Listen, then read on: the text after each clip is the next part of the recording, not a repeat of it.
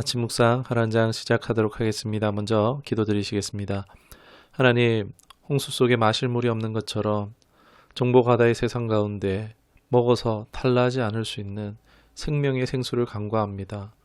우리의 영혼의 갈증을 해결하며 내 영혼을 보존하며 살찌우는 하나님의 말씀이 우리 각자의 삶 가운데 공급되어지기를 간구합니다.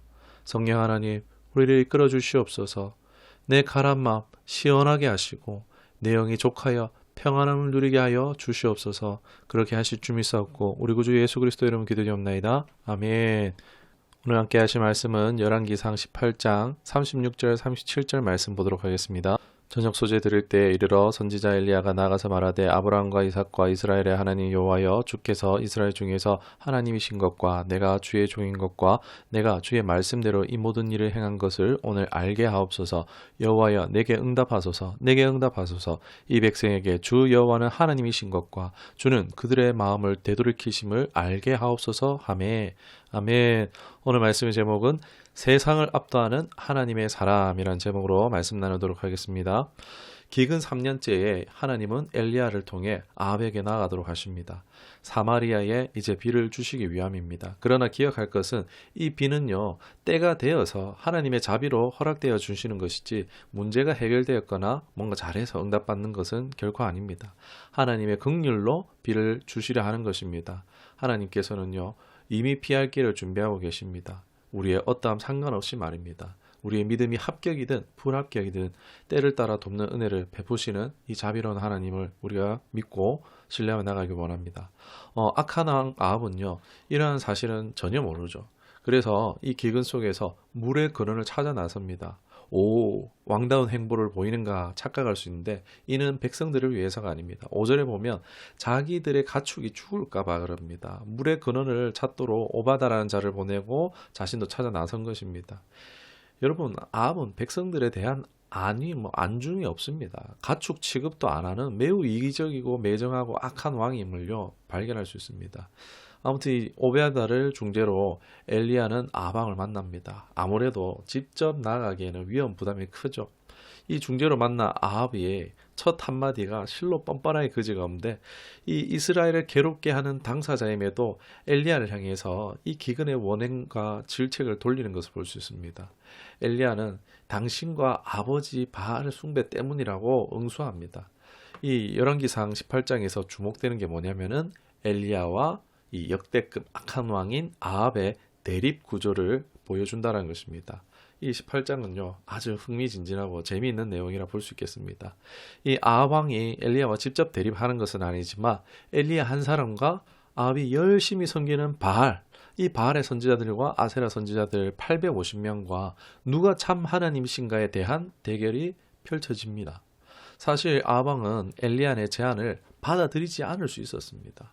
엘리야를 그냥 팍 죽여버릴 수도 있었지만 이 엘리야의 제안을 받아들인 것은 좀 의외라고 생각이 듭니다. 그러나 이 또한 사실 좋은 마음으로 한 것은 아니라는 것입니다. 그간 오랜 기근으로 인해서 자신에 대한 원성이 자자한 것을 자신도 알았을 것입니다. 자신의 위기였기 때문에 이를 좀 돌려보고자 하나의 이벤트죠. 여기에 이제 백성들의 질타를 이 시선을 흩어버리고 자신의 책임을 회피해보고자 받아들인 정치적인 수였다라고 할 수 있겠죠. 이 똑똑함을 바르게 썼더라면 참 좋겠다 싶은데, 아무튼 유명한 장면이 이제 이어집니다. 각든 소 제물 위로 누가 불로 응답하느냐, 응답하는 신이 참신이다 라는 대결이 펼쳐집니다. 여러분, 1대 850명입니다. 수가 많으면 아무래도 유리하겠지라는 생각으로 이 도전을 받아들였는지는 모르겠습니다. 여러분, 가짜 많이 모아둔다고 진짜 되는 것도 아닌데 정말 이제 막연한 신념이라 할 수 있겠습니다. 여러분, 우리도 참 사신 하나님을 두고 신앙이 아닌 신념으로 종교 생활에 빠질 수 있다라는 것을 꼭 명심해야 됩니다. 여러분, 신앙과 신념의 출발은 다릅니다. 신앙은 위로부터 오는 것이고 신념은 자기의 가치와 기준에서 생겨나는 것입니다. 내가 만든 하나님을 믿는 것이죠. 신념은요, 각자가 서로가 다를 수 있습니다. 그러나 신앙은요, 한 하나님으로부터 오기에 동일한 양상을 보여줍니다. 여러분, 다른 종교는 어떻습니까? 한 사람으로 인해서 교리가 세워진 경우가 많습니다. 그러나 성경은 어떻습니까? 오랜 역사를 거침과 저자가 다릅니다. 그럼에도 불구하고 동일한 이런 관통되는 주제를 가지고 있다는 것입니다. 왜요? 저자는 다양하지만 진짜 저자는 한 성령 하나님이시기 때문입니다.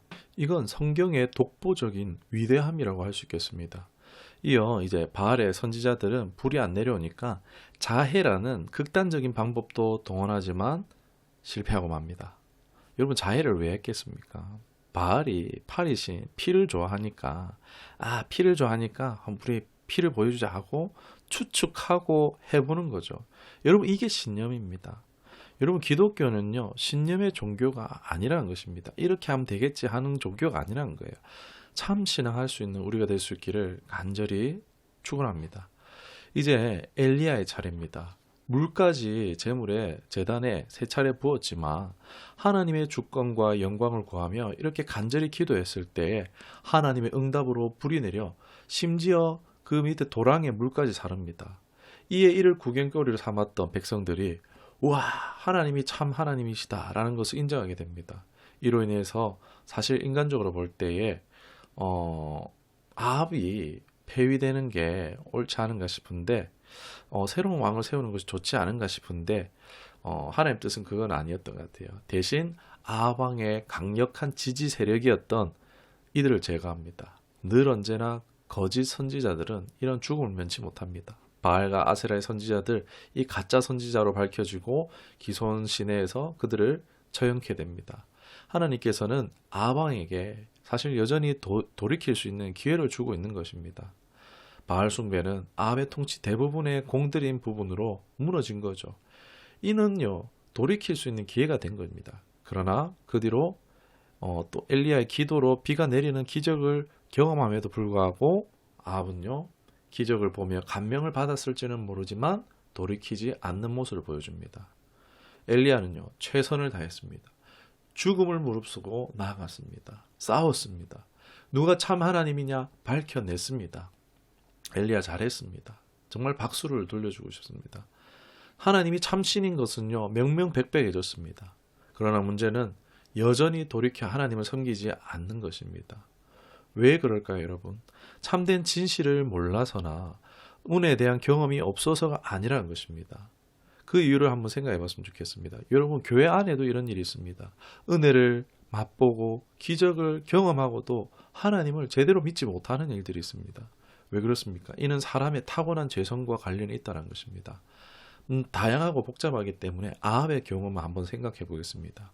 아합은 자신을 낮추지 못하는 교만 때문에, 우상 숭배 자체에 대한 애착 때문에, 아내 이세벨의 영향 때문에 죄가 관습화되어서 우상 숭배를 권장했는데 돌이켰다가 사람들이 자기를 떠날까봐 두려워서 동맹관계에 문제가 생길까봐 바알 신앙이 통치 기반이자 대부분에 투자한 것인데 돌이키면 손해가 되니까 영적 일엔 무관심 무감각해서 이미 양심에 화인 맞아서 등등등 복잡하게 아마 작용했으리라 생각됩니다. 놀라운 기적을 직접 경험한 아합의 경우도 그런데 오늘날에도 하나님을 믿지 않을 이유가 사람들 가운데 너무 많다라고 할 수 있습니다. 교회 안에서도요, 하나님 이것만 들어주면 내가 하나님 제대로 믿을 텐데, 뭐 좀 놀랍고 큰 기적을 보면 내가 하나님 믿을 텐데 생각하시는 분이 많다라는 것입니다.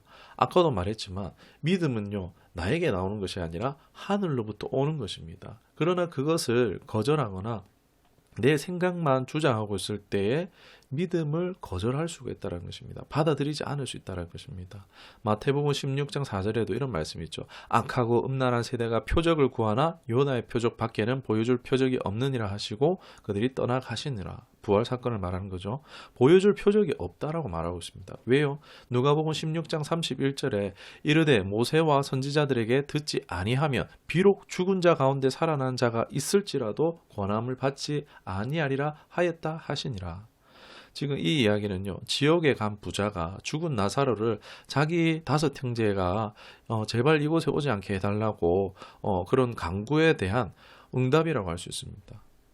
모세는 율법을 말하고 곧 우리의 말씀을 말하고 선지자는 복음 전파자, 전도자, 하나님의 사람을 말합니다. 뭐 오늘날은 이제 이 복음 미디어 매체도 포함이라 할 수 있겠죠. 즉 말씀과 하나님의 사람들이면 충분하다는 거예요. 이것으로 권하였어도 믿지 않으면요, 더 큰 기적을 그들에게 보여줘도 믿지 않을 사람들이라고 말하고 있는 것입니다. 기적의 문제가 아니라 바로 자기중심과 교만, 아집, 고집이 문제라는 것입니다. 은혜와 기적을 봐도 에이 아니야 우연일 거야 하면서 받아들이지 않고 거절하는 것입니다. 자기 생각을 주장하고 있다는 것입니다. 여러분, 오늘 이 시대에 사실 아합의 시대와 같습니다. 육신은 평안할지 모르지만 그러나 진리를 무시하고 부인하고 거절할 뿐만 아니라 믿음 가진 사람을 따돌리고 공격하는 시대죠. 아합의 시대입니다. 여러분, 이럴 때 우리가 어떻게 해야 될까요? 이 세상에 압도되기보다 엘리야처럼 압도할 수 있는 능력의 사람들로 쓰임받아야 될 줄 믿습니다. 우리 각 한 사람 한 사람이 세상을 압도하는 하나님의 사람들이 되시기를 주님의 이름으로 축원합니다. 기도하겠습니다. 하나님, 아합 시대에 강력한 하나님의 사람을 세우심 같이 하나님의 복음 진리를 자기의 나름의 생각대로 해석하고 부인하는 이때에 엘리야 같은 하나님의 사람들을 일으키사 하나님이 참 하나님 되심을 드러내야 할 때인 줄 믿습니다. 엘리야의 삶, 철저히 순종된 하나님만을 두려워하는 그런 담대함 같이 우리 모두가 엘리야처럼 하나님의 통로가 되어 영광과 주님의 이름을 선포하는 삶이 될 수 있도록 주장하시고 인도하여 주시옵소서. 감사드렸고 예수님의 이름으로 기도드리옵나이다. 아멘.